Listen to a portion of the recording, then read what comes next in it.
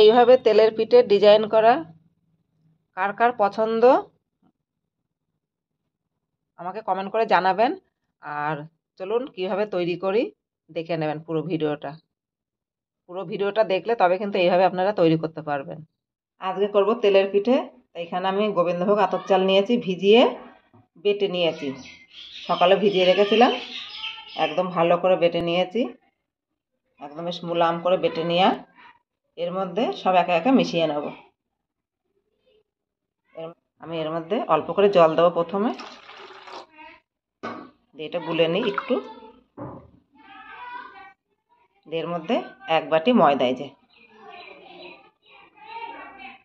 আর আমার যা আতপ চাল ছিল এই বাটিটার হাফ বাটি ছিল, তার জন্য 1 বাটি ময়দা দিয়ে দিলাম। প্রথমে এটা ভালো করে গুলে নিই, তারপর চিনি আর গুড় মিশিয়ে দেবো। আর আপনাদের যদি গুড় থাকে পুরোটা গুড় দিতে পারেন। এটাই ভালো করে গুলাটা করে নিই।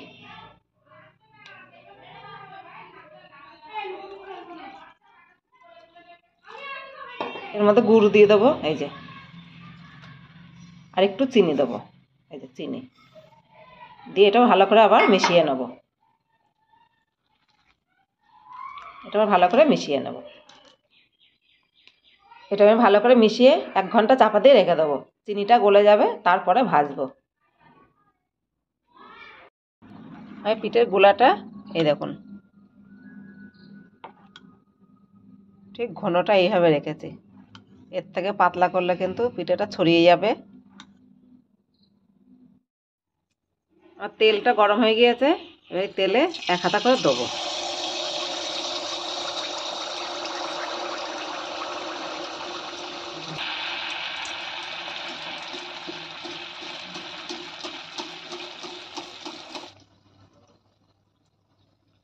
আর ঠিক এইভাবে মাখবেন, যেভাবে আমি দেখালাম আপনাদেরকে। মেখে ঘন্টাখানেক রেখে রেস্টে রেখে ভাজবেন। আর দেখুন ঠিক এইভাবে ফুলে ফুলে খুব সুন্দর হবে তেলের পিঠেগুলো।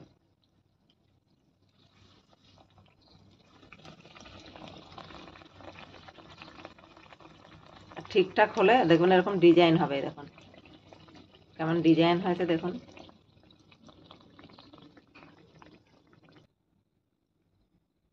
এইভাবে আমি সবগুলো ভেজে নেব।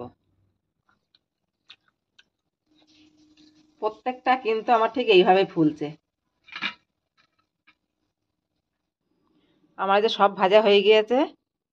আর এই দেখুন আর কেমন ডিজাইন হয়েছে সেটা একবার দেখুন।